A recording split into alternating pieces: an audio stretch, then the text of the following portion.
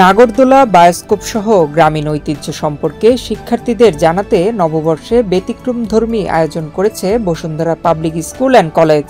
আনন্দ শোভাযাত্রার মধ্য দিয়ে বাংলা নববর্ষের কার্যক্রম শুরু করে প্রতিষ্ঠানটি।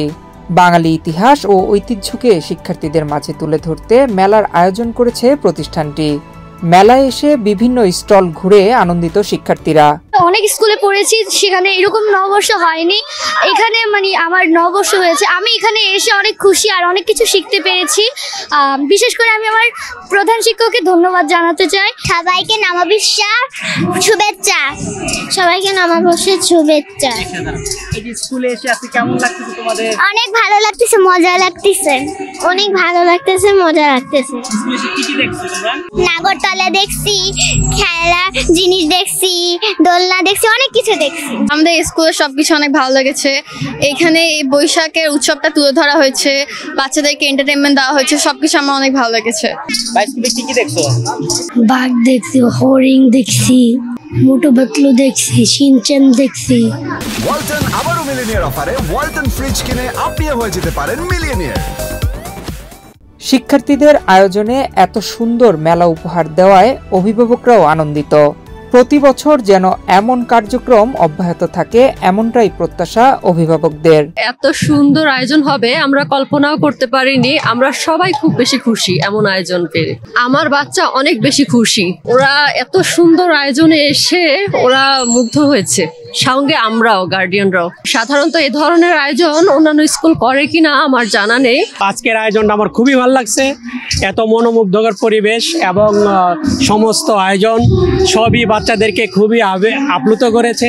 এবং আমরাও যারা গাইডেন্স সাথে এসেছি, আমরা তাদের সাথে সাথে র্যালিতে অংশগ্রহণ করেছি, তারপরে ছবি তুলেছি, ওদেরকে এই বিভিন্ন আয়োজনে পার্টিসিপেট করাচ্ছি।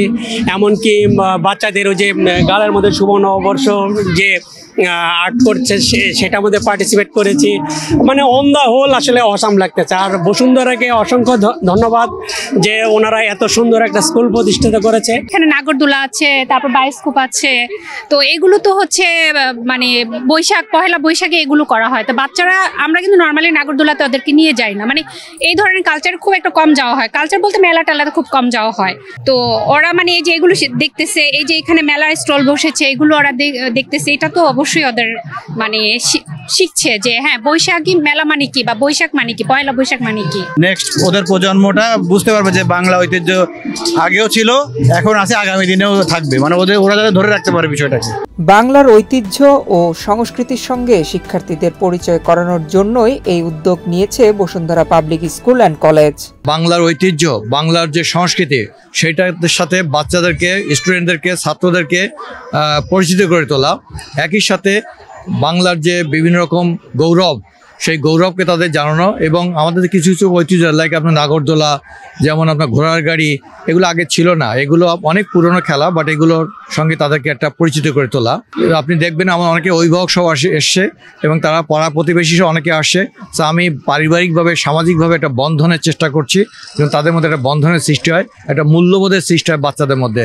আমাদের শিক্ষক এবং অভিভাবক আমরা সম্মিলিতভাবে একটা বাচ্চাকে, একটা স্টুডেন্টকে গড়ে তুলতে চাই সুনাগরিক হিসাবে।